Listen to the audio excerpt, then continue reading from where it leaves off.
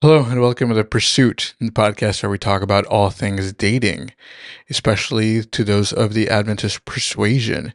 My name is Josue Peralta. I'm here joined by my buddy Mike and my sister Abby.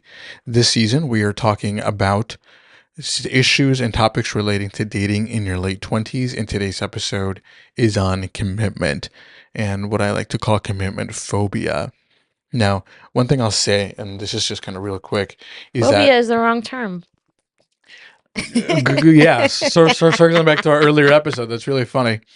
Um, when I met her today, I was not really adamant about dating, and it was for a good reason. I wasn't really in a space to date. I didn't really want to, and I really had my reasons. However, when the tides were changing and I could actually feel like feelings growing for her and things like that, the biggest thing on my mind was to hold off, was that I don't really want to make a mistake. I didn't need to just I don't avoid, just don't do it, don't do it. And even now, like that, we've been dating for quite like 7 months now, something like that, or 8 months at this point. Um, we are thinking about the next step, and I would say as hesitant, if not even more hesitant, because you can't go back on marriage, right?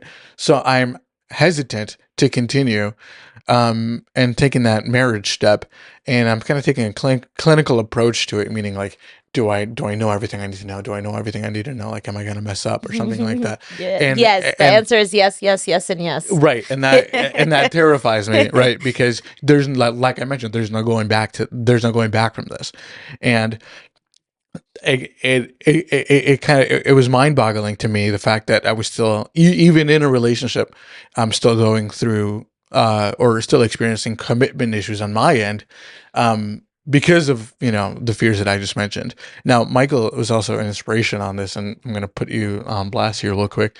And it's the fact that sometimes we, like, you and I talk about, girl A or girl B, like, hey, what do you think about girl A? And and then you'll give me some good qualities, and then you'll be like, well, what about girl B? And then you'll give me some good qualities, and then I'll be like, well, why don't you just pursue one of them? And you're like, well, I just don't know. So then you're kind of non-committal, because you're like, I feel like it's not just you, but you're kind of the inspiration for part of this episode. And it's the fact that there's always some reason, some excuse to like not pursue, because there may be somebody better later. Now we're all pushing 30, right? And with social media, we're getting really comfortable with being single, really, just kind of in our own little worlds, and are getting too comfortable, I would say. I don't know how to put that better, forgive me. But I feel like settling, and the fear of settling is becoming a bigger part of the conversation, especially like now, like, oh, well, am I gonna settle for, this person, which I wouldn't have settled before, and things like that, which is kind of scary. So are you guys seeing any commitment issues on your end or in general that you would care to comment on? Well, since you wanted to talk about me saying I think there's a better girl. So like for me, it's not so much just about there's always a better girl. Like I'm not There that will type of always be a person. better girl. Let's No, just get that out there. There will no. always be a better guy. There will always be a better Better in girl. what way? Right, I don't see it that that's way. the thing, right? There's always something. There's always gonna be somebody someone better than you at anything. But that's not my issue. That's not the point there. Okay. Like just because you're not committing to someone who is still a good person doesn't mean you think there's somebody better than them. You may just like somebody else more, Okay. or you may think somebody is, I guess if you're saying a better fit for you, then that's what it is. That doesn't necessarily mean they're like a better person. Because there's a lot of things that a lot of people can offer that are great. It's just about like what you want. And then also, with me, it's also just where you are in life, or, some people don't want to do the long distance thing, so, there's a bunch of issues. I wouldn't say they're commitment issues. I feel like a commitment issue is more so like when you lead somebody on and then you think you're going this one way and then there's always a roadblock. I think there's commitment issues in regards to even deciding somebody who to pursue. It could be, but just because someone doesn't want to pursue, or they, just commitment is not necessarily the cause. Yeah, it doesn't mean that they're necessarily having commitment issues. It just might be something going on in their life. But here's my thing, or maybe I see it wrong. You guys tell me. But why is the term? Why is the term settle only used negatively for the most part in dating? Because, like, I just looked up the definition for settle. Like, It's real. It's not bad. If you're going through a divorce and you reach a settlement, that's a great thing, right? That's something you're happy with. Yeah. Like, for example, this is the definition. The first one is resolve or reach an agreement about A or B problem, right? This definition number 2 is to pay. Definition number 3, adopt a more steady or secure style of life, right? Settled into your job, settled into your home. Like, these are all great things. Decide on something. So it's like, why is there such a negative connotation between, like, always saying, I don't want to settle, I don't want to settle, I don't want to settle. Are we overusing that word settle? Are we using it to cover up the actual what it is under it? Because the word settle is good, right? Like how I like it, can be good. It can be good. If you settle, if you pick something bad, you're settling on something bad. But that's so then settle can be a bad wrong thing. Choice. But it's the choice itself, but not the actual word, because it's the decision. Settling is the decision. So is it a reach if I say it's when we say I don't want to settle is I don't want to decide, I don't want to pick? I think that's valid. Like, because it's like, was she because then you hear things of like, did he settle? Did she settle? Yeah. And it's like, and it has a negative connotation of like, oh, he could have done better or blah, blah, blah, blah, blah. But it's like, did he pick wrong? Did he choose wrong? Like, if we change the term settle, it's like the question becomes kind of funny to me. Of like, yeah, you can make wrong choices, right? But like, I think, I don't know, just that whole settle thing. But yes. Yeah, I think it goes back to what we were talking about earlier, just not being content with people, always, looking at all the other options. Or not being content with yourself. Not being content with yourselves, not being content with a person. There's a lot of good people, in the world that can add value to your lives. It doesn't necessarily mean that you're settling. Even if, you had one girl that didn't work out and then you go to another girl. I think a lot of people doesn't mean that you made a bad choice. It doesn't mean that you settled. I think a lot of people use that as a way to, especially if they're the person that, came out of the relationship and they see their ex go with somebody else, they may say, "Oh, they settled because they didn't get me." It's kind of like it's kind of like a way to. It's like a cover-all word to say someone either made a bad choice or it didn't work. Make yourself feel better. Make themselves feel better. Well, he's just doing that because he couldn't get me. Like they're just a rebound. It just ruins the conversation, right? Because there's settling. You can come from a place of fear. It could come from a place of like lack of choices, right? Fear, but then it's like it can come from a place of power. It can come from a place of I settled, I chose you, Michael, right? Like it doesn't have to be bad. But then I do think people do, in fact, settle though in the bad connotation because they feel like there's nobody else or they're desperate, so they feel like they're settling. I was talking to a friend of mine. That's more because of what their inner thingy. But you could still settle in a bad regard, though. Yeah, but that just means you're making bad choices. Not necessarily they're a bad choice, but it's just like people rush into relationships after they get out of one because they just feel bad or they don't want to really address or come to terms with everything, right? So they just go to another relationship. That's in a way of settling. That's something you shouldn't do. The person's not a bad person. They could be a Christian Adventist. That doesn't necessarily mean you like them, but they're just doing that because they have they don't want to face the world on their own, so they just go into this relationship when they probably should not have.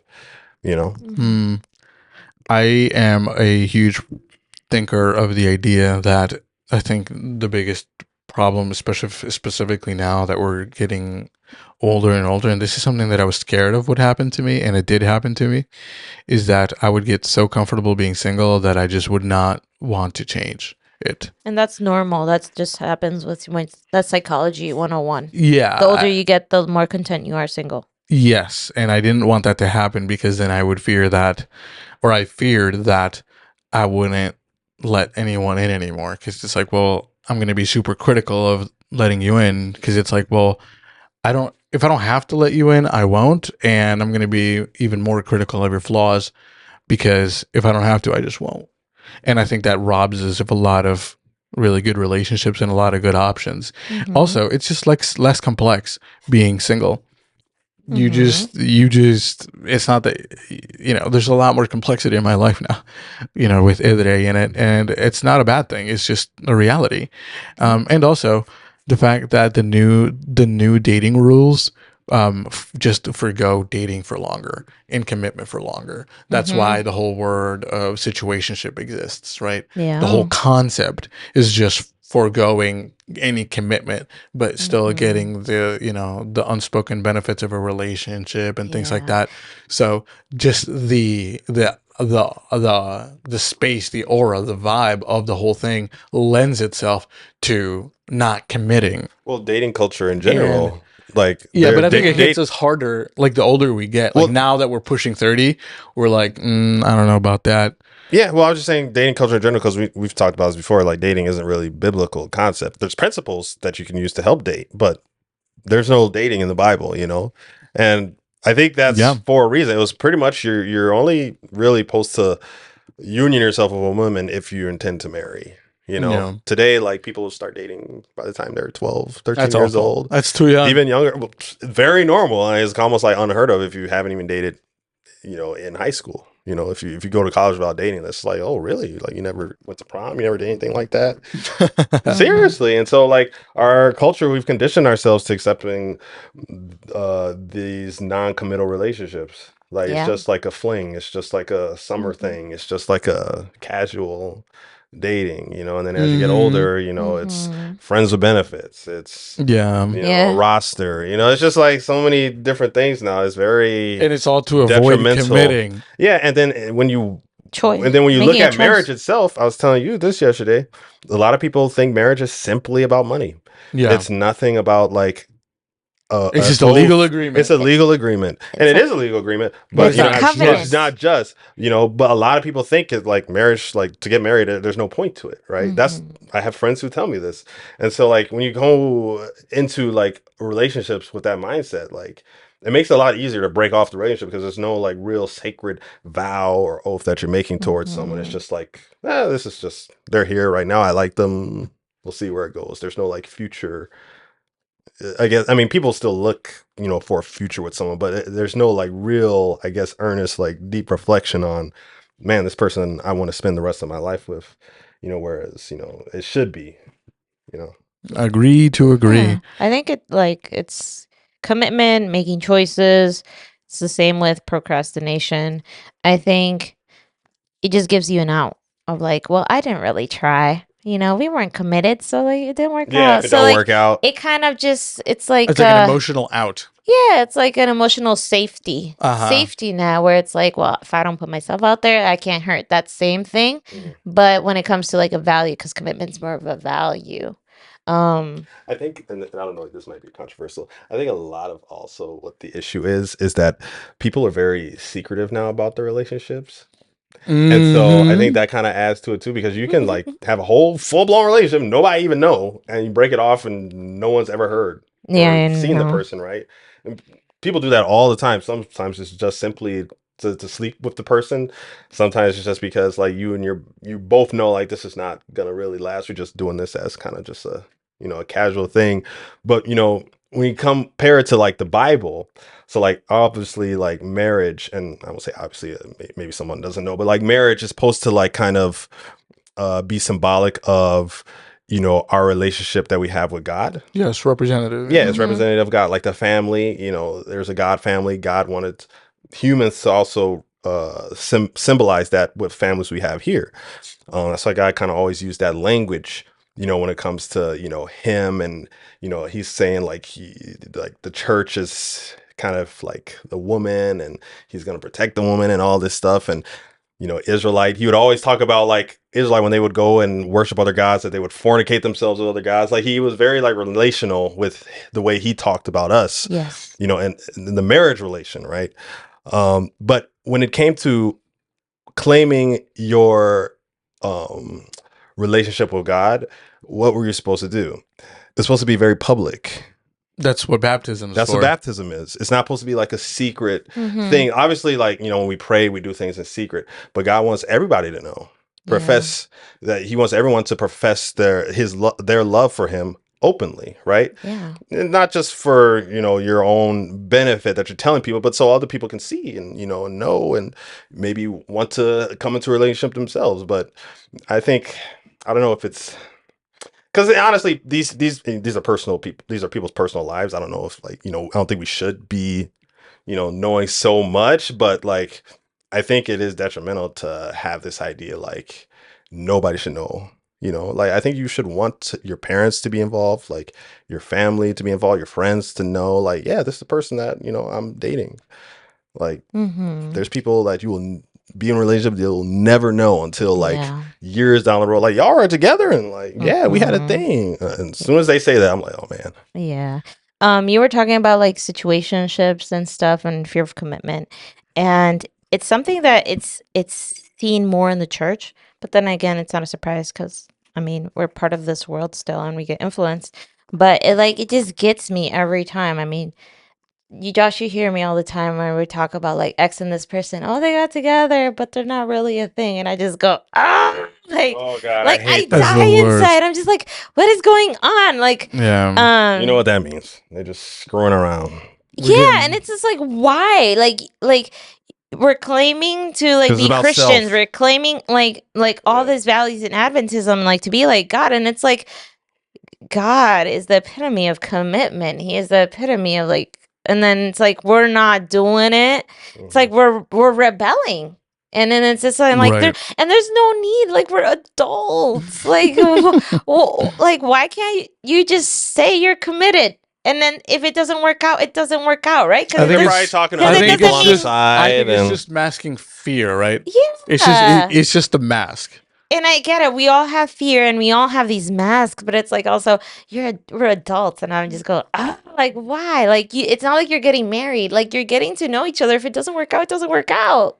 But because Not like, you're young, everybody you're, looks you're, at it you're that way, young, which you're is not sad. supposed Yeah, I to be committal know. about things. And this is like what a lot of the world talks about. They're always like, you know, when I talk with people from work or from like school, they're like, you know, they say they'll talk about all these things they've done, and they'll be like, oh, well, you're young, you're supposed to do those things. Oh no, That's what they say. See, that's But the the Bible thing. tells us the opposite. It tells us to We're flee not supposed youthful to do those lusts. things. Exactly. We're supposed to be committal about everything, you know? Yes, and then like in the journey of dating or whether you're single or not, like we're supposed to emulate Christ. And if we're not doing that in our dating, we're being a false testimony within our dating. You Mhm. know what I mean? I do. So like we got to go back to the word. We Mhm. got to involve God in dating. Like Yeah. what are the principles that he's saying that there is, and are we showing those? And if we're not, like And what we role got- does commitment play into all that? yeah, we got to pray to God so that he can show us how to do it and give us the will and power, right? Because he says it in what? First Timothy or Philip, or where it's like, I have not given you a spirit of fear, but a power of love and of a self-control, mind. sound mind. And it's like we gotta start claiming these promises, because we gotta cast out this fear when it comes to commitment, when it comes to dating. Like we have a solution for all of this. Would you guys say, just to wrap up this section, that you are have a better relationship with commitment or a worse relationship with commitment? Would you say that again? Would you say now that now that we're pushing 30, now that you're pushing 30, that your relationship with commitment has gotten better or worse? Meaning, are you more inclined to commit or less inclined to commit? In just relationships? Yeah. I am more I would- inclined to commit. I mean, I So would say, you've gotten better as you've gotten older. yeah, I would say, because I think, I've gotten more mature. but I kind of have always been this way. I feel like, So like you're willing to keep your options less open. Sorry, Mike. Options open and commitment, two different things. Okay, let's go back to that, Michael. Go ahead. well, I was just saying, like, Two I'm a very, and sometimes it's times will fall. I'm a very talkative person. Like, I can be very like, open and, easy to like approach. And I love approaching people that I don't know and just, getting to know them and talk and stuff. And I think a lot of times it can lend girls to think that I'm trying to pursue something with them, and then it doesn't work out, or I just, but I'm not. I'm just just being my normal self, and then it doesn't. Well, do you give him attention that you wouldn't give to someone else? No, I'm just like that in No, general. he does not hyperfixate on them. Because I've been hurt before. But I know in my head that if I'm really interested in this person, yeah, like I will make there'll be a decided difference or notice in how I approach and how I talk, and but like, they don't know that. Huh? But they don't know that. Not all the girls, but the girl that I'm talking to will. Because I don't really Because text. you're gonna make it clear, or because Well, my actions will make it clear. Because I don't really talk. or you're gonna figure it out. No, like my actions will make it clear, and then I'll. Well, why not just come out and say it? That I like. I'm interested in you. Yeah. Well, no, I'll get to that, but it's just like getting Usually to know the actions person. proceed. I like you. Yeah, I guess. Yeah. Yeah, like I'm not gonna like. I usually like to just get to the vibes and stuff going. But I don't really and I'm letting on about myself. I don't really text a lot of girls like that. I have like a group of friends that I text all the time and like send funny things to. Yeah. A lot of them are girls, but like. Like I don't really like talk or like try to have conversations like that regularly unless it's with someone I'm interested in. Gotcha. So that's like I feel like I have gotten better in well, I'm not saying better. I think I've just always been like that. Just like I'm not gonna commit to talk so much or do these things if I know or for sure not interested, like with our girl today. Yeah. Makes sense. Yeah. Could you clarify a little bit what you meant by commitment is not keeping your options closed or open? What do you mean by that? What I meant by that was that, like, commitment, I see it as making a choice. And when you have your choices, you have options, right? So, like, I was saying, like, if you're dating someone and you're committed to that relationship, but if it doesn't work out, it doesn't work out. You can still walk away. Like, there's always that choice. Choice is never gone. Right? God never takes away our choice. So that's why I think like there's always people a lot of times I think that's plays into the fear aspect of it. They see commitment as rigid, as there's nothing else. Like it's that and I Or gotta it's for keep forever at least. forever. Yeah. And it's like that's a huge fear that stops especially lots of men from committing. Well, especially in dating, right? Because like, committing in dating is not committing to marry. Exactly. And a lot of people duly put that confuse burden. the two. Yeah. Yeah, you can have the intent of marrying, right? As the Bible, like intent, right? You're quitting with a girl because the intent is to marriage. Yes. But if it doesn't work out, right? There's steps to get there. So, like, if you guys don't have the same outlook view on life, that's okay. That's okay. And you can walk away. And it's like if you're a year in, you can still walk away. You still have options. That's what I meant with commitment doesn't take away your options. Commitment doesn't take away your choice. Correct. And I think when you think of commitment as you have sans this makes it very unattractive. And I think that's the goal of Satan, to make commitment seem as something we don't want. Right? Because that way I think he bashes the character of God. And that goes way deeper than we think. But we're talking about dating. This is another hot take. Do you think maybe instead of the word dating, Christians should go back to the word courting? Yeah. Sure. I like the word courtship. Because it only... The only problem. I feel like it more so applies to like, okay, they're courting. To what we do. Marriage. That's what they're doing. If it were up to me, I would get rid of the word talking and I would call it dating. And then once we're actually like a thing, we're courting. So it's dating, courting, marriage. Yeah, because I feel like dating is talking. Too... Yeah. I talk to you, Mike. No, this is a childish word to me. But go ahead. Because I feel like the word dating it means so much things now, and like very few of it is seen in the Christian like biblical perspective. So I feel like courting it's an old school word, but I feel like it's just more like someone says they're courting her, like, oh dang, so they're like seriously, this is not just some like side thing. Like to me, courting is like I'm trying to woo her, so it's not even a thing yet. Oh, I think it is. Well, I think but you're wooing her for a specific reason. Like, I feel like courting. I feel like you're saying so like courting is the term? So courting just I guess emphasizes the intent. I guess that's what I'm saying. Yeah. So emphasize the intent. Yep. I think that See, that's the definition.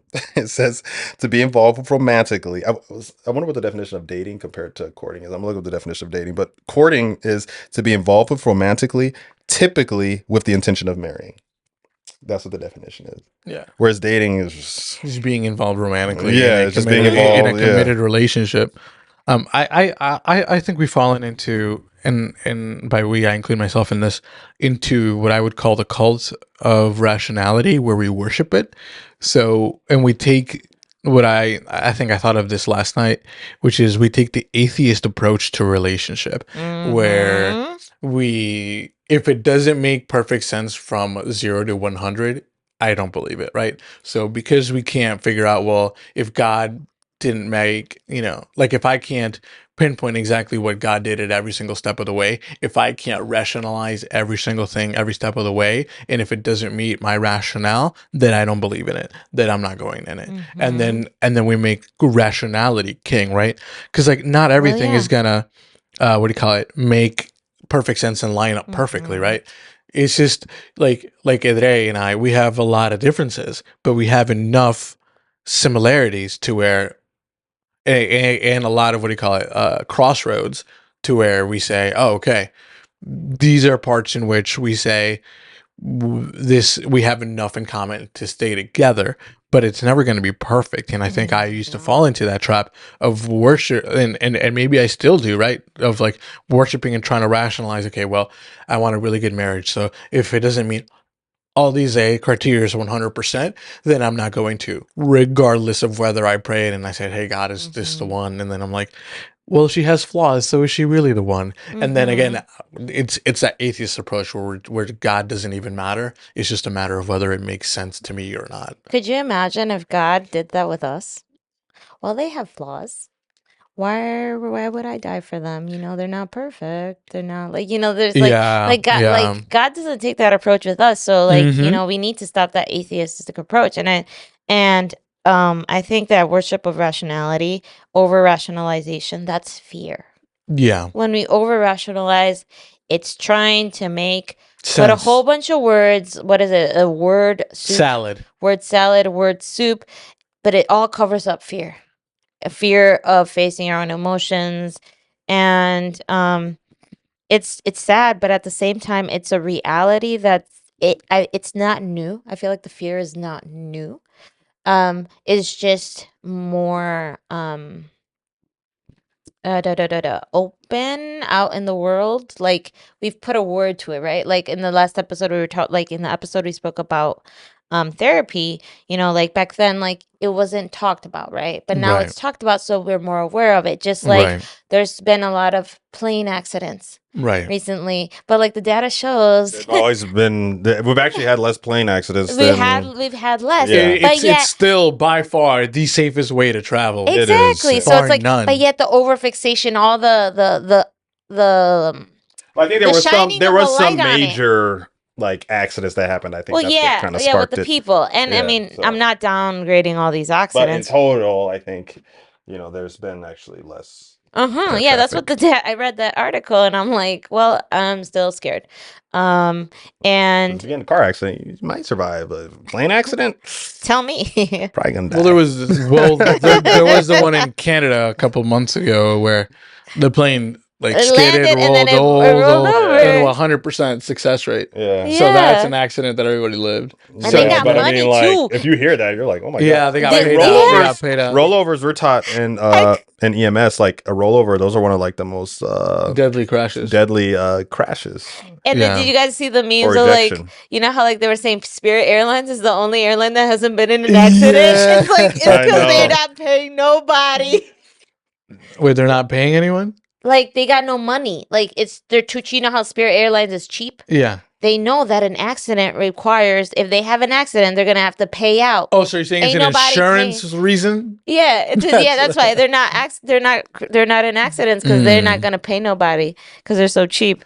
One thing else. Sorry, go ahead. No, you go. Well, what I was gonna say is that I think I've started to. Well, I used to not be so rational, or I used to be more more in tune with my emotions, and I used to kind of just lean more into that kind of before, but I've turned a corner, and I'm much more analytical, and I'm much more rational, and much more kind of not black and white per se, but there's a lot more black and white in my life than color as there was before. Now I feel like that's part of just the way I've kind of matured and gone into my I guess masculinity, where I kind of like that Ede brings that color, but applying that into my relationship in terms of like commitment and in that area is not going to be super productive for me. It's not going to be a good thing, right? Because then I'm going to start looking at the relationship like it's just a process. Like X leads to B, A leads to A, A leads to B, that B leads to C, whatever. And then somewhere along the line that messes up, then the relationship is over and the system is down, right? Like the algorithm is broken. And I mean, I've always thought this way, but I've never. I guess I hadn't really brought it in. Like I've always been a nerd and thought like that, but I hadn't really integrated it into myself, and that had the potential of hurting my relationship with Edre now, where she would have been like, well, you do artistic things, you're an artistic guy, but now that we're together, you're making this more procedural than anything, and that can be a huge problem. So I think that's part of the worship of rationality. Yeah. So worship of rationality means Like where That's a term that Josh made. I yes, mean, you making up stuff. I'm like, I've never heard this before. yeah, it's an original thought. It's What do you know? it's not original thought, but it's his interpretation of a concept. Yes, I get that, but I just trying to define it as all. It's making rationality the focus point. That's Yes. exactly what That's all that what means. he's trying to convey Yes. in that. I think for me, and I think all of us, honestly, you, me, well, less you, because you were more emotional. Like you just said. Mm-hmm. I think me and Chris have always been more rational than ever. Does rational also mean like pragmatic? Yes. Yes. Okay, go ahead. Yes, that's exactly what it means.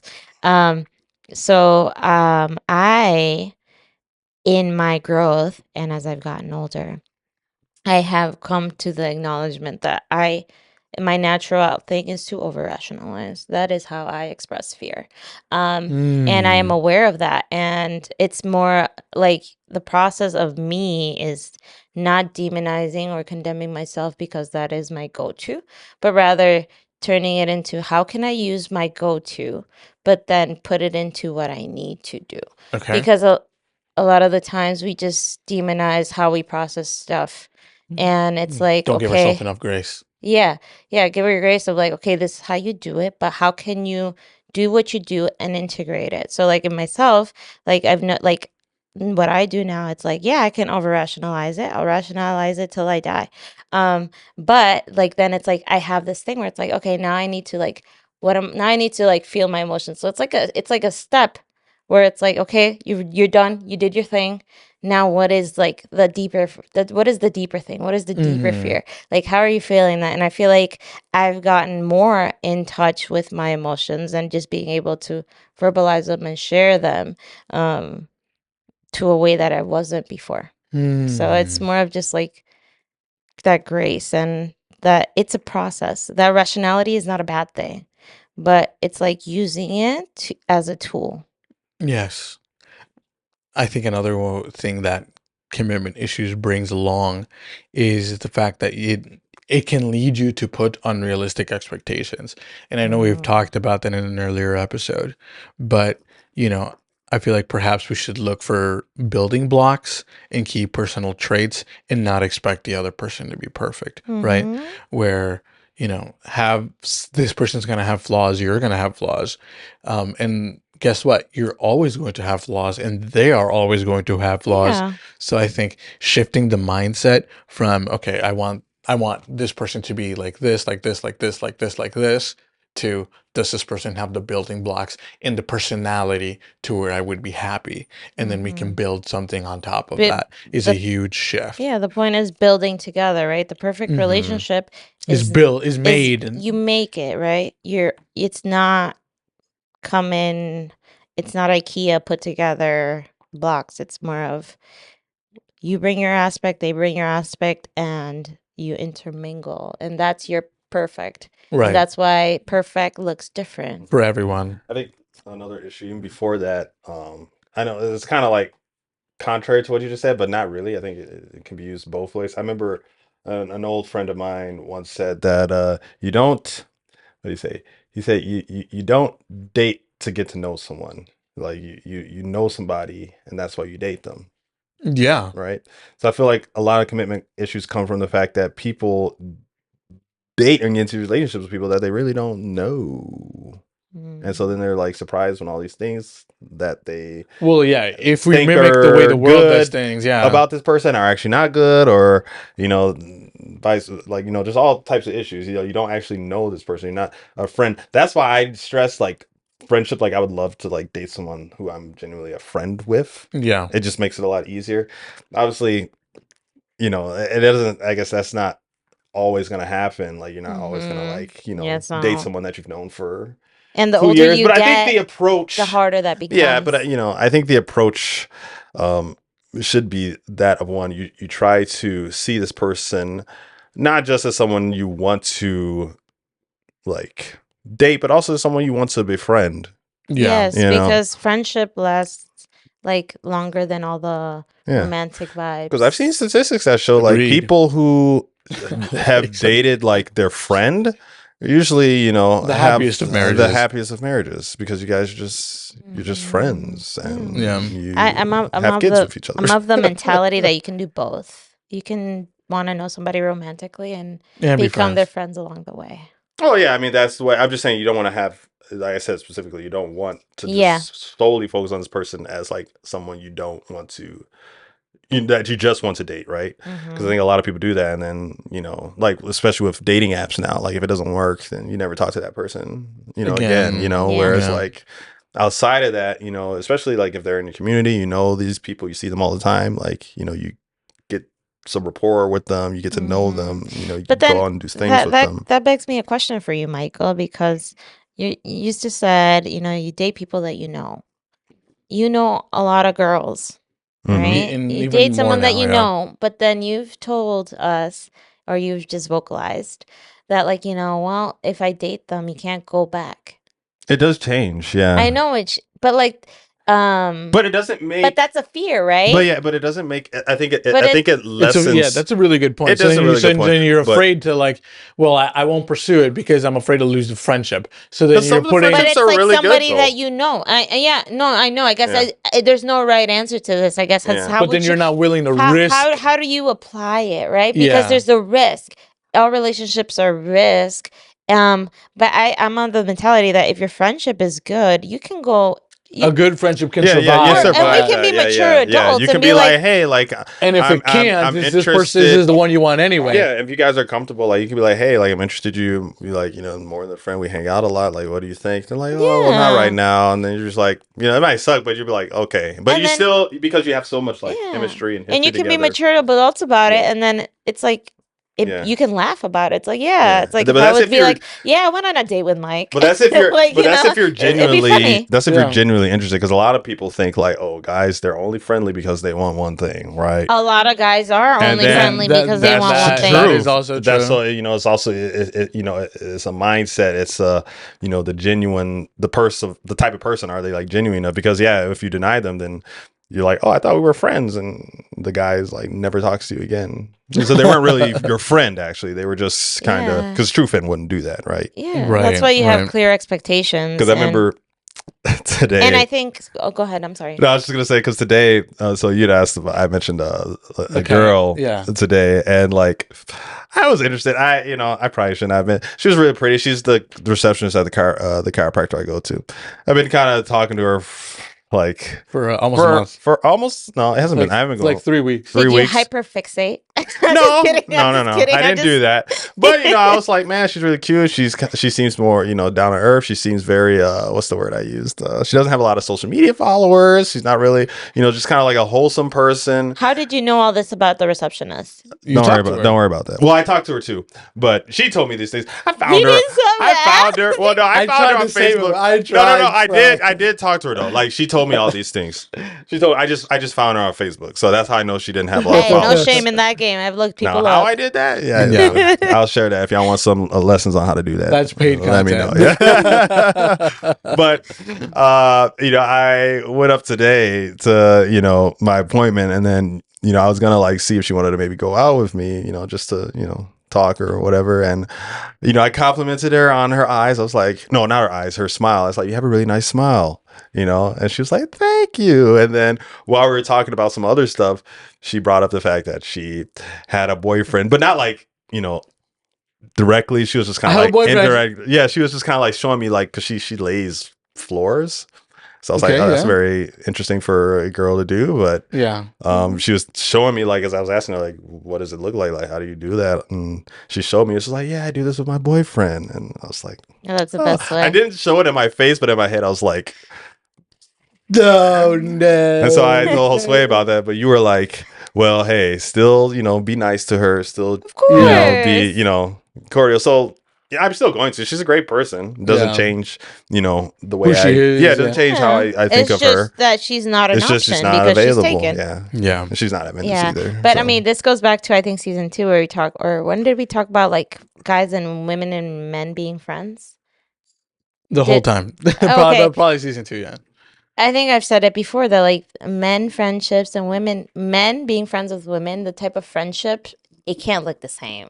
No. Like, because there's tension, natural tension. Yeah, I think there's natural tension. Like, I think there's a natural thing of a man wanting to be a savior, right? To provide, even if it's, even to like friends. And I think there's a woman tendency to just lean into that, right? Because we're the helpmeet. So I think it has to look different. And I've said that before, and I'll say it even more now because I feel like I've had experience with that recently, where it's like, I have this guy friend now, and it's just like, it can't be like my regular friends. So just because he's a guy, or just because something else? Well, he's a very attractive man. Okay, that makes it hard. But but we gotta stay friends. So like, like we had that talk of like, we gotta be friends, but it looks different. Like we can't be like a normal friendship like I would have with Ari or something like that. No, I kind of recently had that with another girl a few years ago, where me and her were kind of friends, and at least I thought we were. Probably outside of like school, we probably wouldn't be friends because just the life that she lives is very contrary to the life you live, the life that I choose to live. And so there's nothing. I mean, I don't ignore people who have different lives than I do. I'm friends with a lot of different people, but I did catch feelings I should not have, and told her. Honestly, it probably would have worked if it came earlier. If the feelings I have for her came earlier, because I think there was general interest, but it came later. And she had a boyfriend. No, I don't think she had one. I think she might have been sleeping around, definitely, but she didn't have a boyfriend. But she wasn't. At least I didn't know. Maybe she did. She never posts anything about dudes she's with, but I know she does. I know she's with dudes. She goes with. Anyway, but yeah, like, I put my feelings out there for her, and it wasn't really well reciprocated, and we really haven't. Like, I work at the same place with her. We really don't talk anymore at all. We don't talk anymore. Yeah, so we started to, and then it just fizzled out like again. and I see her like. I saw her like last week, and she'll walk in, and I'll look at her, and then she just walks somewhere else. You didn't even say hi? Oh, that's awful. No, I know, it's just so weird. I wish it wasn't like that. I think I know too much. I've asked around some things, and I found out some things, and I was like, I really wish I didn't know that, and it just makes it weird now. I think one unrealistic expectation, is what commitment looks to each person, and I think that. If we're both Adventist, we should have the same definition of commitment. But there's levels of commitment at different stages. Exactly. We should have different, but we should kind of have like the same views. But generally, reality has shown us, especially in now, like just because you're Adventist doesn't mean you have the same thing. So it's like you need to talk about what does commitment look like to you, and have it defined for yourself, because that's when things can go sideways. You can expect commitment in something else, but if that other person doesn't see that expectation as commitment, and they might not do it, and then you get all like in your feelings, and I don't like to use that word because in your feelings is not Doesn't that mean term. anything. Is that you can get hurt, or you can feel rejected, and it's like in their mind that would have never crossed their mind that that's commitment. So it's like you have to talk about what commitment looks like. There's like some basic groundwork, but like define it. You have to do that, and I think that's hard to do or uncomfortable, because then you're like, well, they should know that. Well, they should know that. Like, it's common sense. Assumption is the death of many relationships. Yeah. So I think another way unrealistic expectations regarding commitment can lead to is that that can lead to low self-esteem, and we shoot ourselves in the foot, right? To where we're like, oh, I've made mistakes. I'm nearly 30. I've never dated before. And then that self-esteem really hits you. You're like, maybe I'm not worth it. Maybe nobody wants me. So then you can shoot yourself in the foot and say, well, I don't really want to date. I don't think he's really interested. And then you start kind of psyching yourself out, or that can happen. And I think that's like, what do you call it? That's where like fear and low self-esteem can lead to, commitment issues that you probably just didn't see before. So yeah. I think the main thought process behind commitment issues in general is the fact that why would I subject myself to someone below par when there's somebody better? And the reality is that, or even to get hurt, right? Or like to avoid heartbreak. But the reality is like we mentioned, there's always going to be somebody better at whatever it is, right? So you can never kind of rest on that. And also, thinking that someone is below par is kind of it's not a right thought, it's not a good mentality to begin because with. we are all of equal value. Yes, you may be stronger in It may an not be a good area. fit for you, right? Yeah, it may not be a good fit for you, but like I feel like having that mentality of below par, it makes us judge people, and sometimes things were better. Yes. And it's like, yeah, you may be stronger in this area, but they may be stronger in another one. Like we said, there's always gonna be someone better than you. Right. So thinking below par, I think it's an unfair thought, and it's very judgmental. Agreed. And Mike, I know you mentioned this a couple of times, but I think fear and the settling part is that to avoid heartbreak. Now, you've mentioned before that, like, well, you've never been rejected like a lot of guys have, so you can't understand. It's like you wouldn't know what feeling that jaded feels like. I've been rejected before.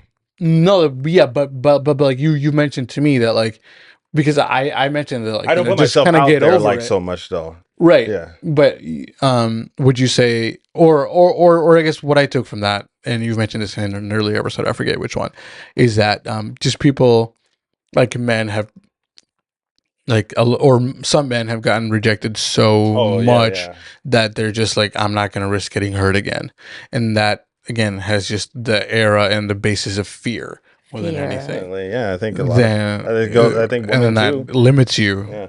To women have fear as well. Women, they, I remember one girl specifically, she was Adventist, known her for years, grew up with her. She's dating out of the church, actually married out of the church now, but we were talking about relationships. I remember we invited this pastor, David Solomon Hall.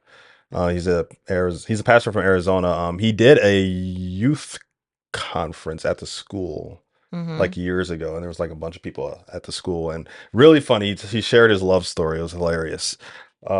But from that, we were just kind of talking about, just like things in dating, and dating out of the church came up, and we mentioned some things. I said some things, and she started to cry because she's like engaged to a guy who's not Adventist, but she said like, she said like, well, he's treated me better than any other Adventist guy I've ever known. Like, I've been hurt and I so wouldn't many doubt times, it, honestly, from people in the church, like, who didn't respect her, who didn't treat her right. And so this guy, she finally found someone that treated her well. Like, It's sad. Can you completely condemn You someone because they've gone that way? I think God understands too, but Well, we can't condemn anyone. Let's well, start I know, there. but like we have to, tell someone like, hey, this is wrong. You shouldn't do that, right? But does that mean we don't show empathy? Like, how does that You can still show work? empathy. Yeah, I know, but like some people are like, you shouldn't do that. Like, Well, how would Jesus do it? I don't know. I think Jesus would obviously. I think Jesus would also say the same thing, honestly. But he does everything in love, Yeah. So, but there's some very hard situations, and Yeah. I don't know. I mean, she was still coming to church, she never like left, but it's a sin to marry someone and them not be equally It's on a par with sin, you. you think? To marry someone who's not Adventist? Yeah. Yeah. You're unequally yoked. Would you disagree? I don't think it's a sin. Yeah. Well, so what is it then? If you're going against the command of Jesus, not recommended, because unequally yoked does not, like, before Adventism existed, no one ever married an Adventist. Well, that's different. But Adventism exists now. I think if you're not accepting, if somebody marries a believer, like a genuine believer, they will come to the truth. And we've had this conversation before, but I don't think it's a sin. I don't think it is a sin, but the odds of becoming a sin are very high, considering that the odds of you leaving the church are very high. Yeah. So or compromising your morals. So let's say, it's definitely not the recommended path. Sin. Let's say, as a man, we're supposed to be the spiritual leaders of the house. Mm-hmm. If we have, as Seventh-day Adventists, are people in our household not keeping the Sabbath, that is a sin. Yes. Okay. That's kind of how I'm looking at it. Verbatim, though. He said, no, and no one that is within thy gates. But if you're Seventh-day Adventist, like... Yeah, but we're talking about the Sabbath. Like, the commandment literally says it, right? Mm-hmm. No one that is within thy gates. Mm-hmm. It doesn't say, if you marry a non-Adventist person. The Bible says, do not be unequally yoked with unbelievers. But then you don't feel the same way about somebody marrying a non-committed Adventist person, right? Because that's still unyoked, but you don't have that same energy. Well, the same thing. Mm-hmm. If they're not like, it's like if they're lukewarm Christians and Adventists, and I think it's the same thing. And they get married, unequally yoked. But I think specifically if they're like of a different faith than you, like, it's just not going to work. And that's what God tells us. I think it's a sin. I mean, how else would you say unequally yoked? What does unequally yoked mean to you? Just like not believing in Jesus, or not ascribing to the faith of Jesus? Let me interrupt, because I gotta go. You guys can finish this. But my last 2 cents on this, I think commitment is an issue because of sin, and we can't get rid of it, so we need Jesus. And it hits men harder because men, I think their decisions, they have more weight, and they put more weight on them. Whereas I think women, commitment. Whereas I think women are wired to commit, right? Because we are the help meet. Help meet is, I think, it just commitment, and help meet is it's a beautiful term that I actually heard about the podcast, where it's like the Holy Spirit is the helper. Like, what a privilege is it that as women we are we are representatives of the Holy Spirit within our marriage. Wow. Anyway, all that's a tangent of something else. I would say men are more committal for a couple reasons. I disagree. One, because women have, I feel like, more men coming to them. Just because women have more men does not mean that they're not committed. But they have more options. More options does not mean lack of commitment, right? Because commitment is a choice. Harder. It makes it harder to commit if you know there's always another guy. There's another guy. With a lot of guys, there's only one. Like the very time, there's like only one girl. But at the end of the day, that comes down to your personal value and your personal standard. Just because you have options doesn't mean your values and your standards change. It doesn't mean I'm not saying like I can have a whole bunch of guys after me, and I can decide to open that window to committing or not committing. But I think as women, we're just more wired to commitment. We're more wired to pick something. Back in the day, yeah. But today, the women today are completely different. The dating world is completely different. And possibly more women and lack of commitment has grown. And I think that also comes down to root of fear. And then the root number, of losing their their power that we fought so hard for, that independence. Because as women, it doesn't matter how many jujitsu classes I take. It doesn't matter if I know all the self-defense. At the end of the day, men are stronger, right? I can have all the best words. I can have all the best therapy, but that's just a fear of us as women in commitment per se, right? Whereas men is more of a choice, but women is more of my personal life is at stake. It can be at stake. And that, I mean, well, another and thing then the last point I was going to say, men, the studies have shown that men also suffer worse from heartbreak. and I believe that is because men don't know how to process their emotions like women do. or maybe it just hurts men harder. But yeah, it just hurts men harder Yeah. because I think we're just more committal. We find a girl, and that's the girl we want. All You right, Abby, hyperfixate, Mike. get out of here. A lot of men I do. gotta go. All right, take care. I'll wrap it up by saying this: is that I think their fear has the base of just there being enough horror stories, whether it be divorce or heartbreak or this person cheated on X person. So I think that that permeates a lot of people, and that keeps them from committing, and even if they're talking to someone, that fear like, well, maybe they'll hurt me, to then just not even entertain somebody else, things like that. Yeah, the pain is real, man. Some people never recover, like you commit, your life, everything about your person, you commit to that person. And if you get cheated on or if you get abused, some people never recover, and you don't want that to happen. Even just if you're in like a casual relationship and it goes wrong, Yeah. it still hurts. So definitely. And then the numbers on marriage, they're not as good as, they should be. So why even bother? Let's just do this casual thing. But then, it's just not good for society. Society is built on nuclear family, is built on marriages, bringing families or bringing in children into the world in a stable household. But I think focusing on fear like we do sometimes is priming our minds in the wrong direction, where our default, instead of trying something new or seeing where it goes, is an immediate probably not. It's an immediate no. It's an immediate I'm not even going to entertain this. This guy's not cool enough. This girl's not pretty enough.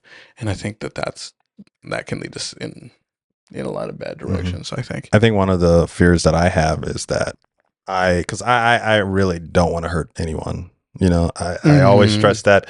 And that's kind of how I view dating. Like a lot of people say, well, you just, yeah, people are going to get hurt, but you got to do it. I was like, I really don't like, especially being in healthcare. I've Hippocratic oath, do no harm. I think that just encompasses everything about who I am and just, the gospel. I really don't want to hurt people or put myself in a position of hurting people. And so like one of the things that when it comes to me for being non-committal is I fear that I'm going to be like inadequate in the sense that I won't be able to give this person my full time, my full attention, or I'm going to do something wrong that's going to hurt them. And like, I really don't want to do that to someone. And so I think that's a lot of the issue because I'm like, man, okay, yeah, I tell her I like her. I asked her to go out. How much I'm supposed to talk to her? Like, type of thing. That's why I always stress friendship because that stuff's already taken care of. It's just kind of a natural progression. But yeah, like how much do I talk to her? Like how much are we supposed to go out? Like, do I say I love her? Do I say this and stuff? Things like that. And then, I'm a person that, I don't really sit around all day unless my back is out like it was a couple weeks ago. But, I always like doing stuff. I have hobbies. I go to the gym, like I love doing these things. Like, will I have time to do those things? Or if I do them, is she going to feel neglected? And I don't want to hurt people. Has that kept you from pursuing a relationship, do you think? Sometimes, yeah, a lot of times actually, because I just feel like, man, like I do so much that, I feel like is very necessary and part of my life right now. It's kind of a problem. Yeah. Yeah, it is. It makes it a problem. But like I said, I don't want to hurt people. Yeah, but that keeps you from even trying. I know it can a lot of times. It's like maybe she's like that too, and it's cool, but you won't know until you try. Yeah, I know. That's the thing. There's always the risk, but it's just like, man. Yeah. Now, Abby already mentioned her point on why it hits men harder, but I'll say this is that as men, we're the ones building the base for the relationship for the future. for, whatever. Like, in theory, she would want us to be leaders, right? Women would want us to be leaders. And as leaders, if you don't know where you're going, or if you're non-committal about it, you're like, I don't even know, right? Like, then it's your fault. So then when it comes to non-committal, we have a lot more to lose, especially when it comes to like divorce.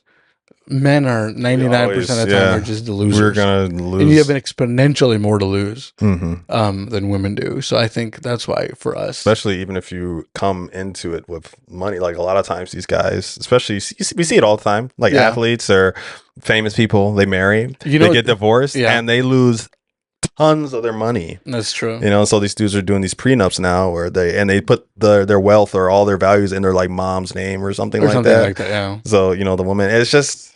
It's toxic, but it's just like, man, like those are some of the horror stories. Something I did to protect myself, and I talked to her today about this, and we agreed on it, is that if we are to pursue marriage, we're gonna have a prenup. No ifs, ands, or buts. Really? Yeah, and and I talked to her about it before we were even dating. I'm like, if you're in a relationship, how do you feel about a prenup, stuff like that? Because I want to protect my assets, my business, my things.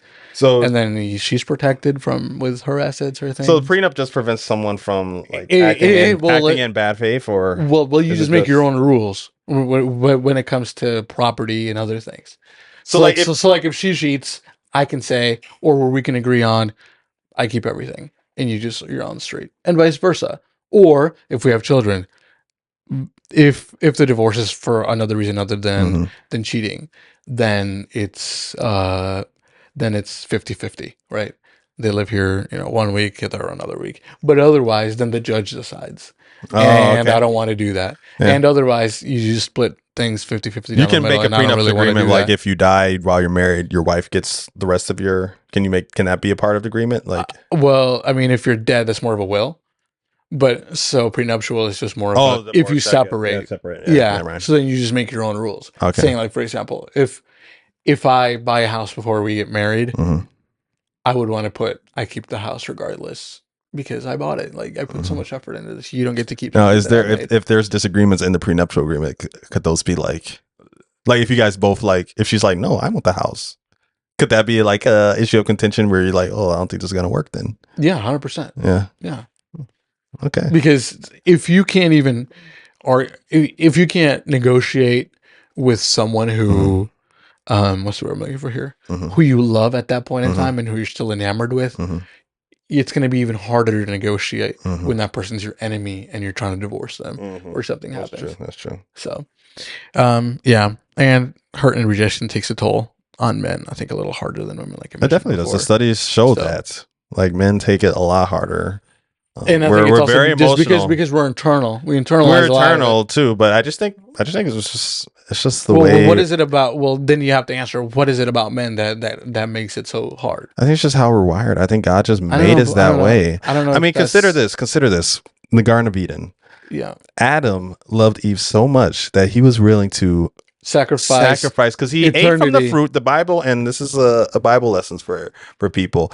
We always like to blame Eve for eating the fruit, right? She shouldn't have. That was definitely a wrong choice. But the Bible, specifically Paul, says it was Adam's sin that caused the curse to come into the world. It's always the man's fault. So it was Adam's fault. Why, it was man's fault. So when we say that, you should always be like, oh, well, it was actually, Eve, yeah, she messed up, but it was Adam's fault. However, all that aside, Adam knew God.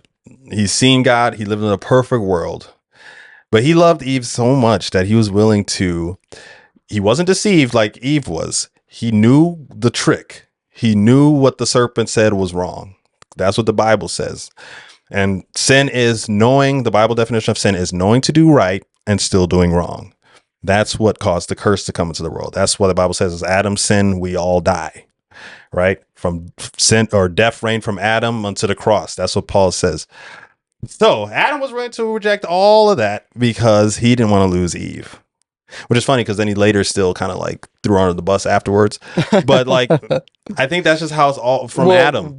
He was tainted with sin at that point. He was tainted with sin at that point. Yeah. Right. Yeah. But he was willing to die with Eve, or face whatever Eve was going to face. He was willing to face it instead of like putting his trust in God. He was willing to reject God. So I feel like now that's something that, we shouldn't do, right? Don't go down with your wife if she's doing the wrong thing, right?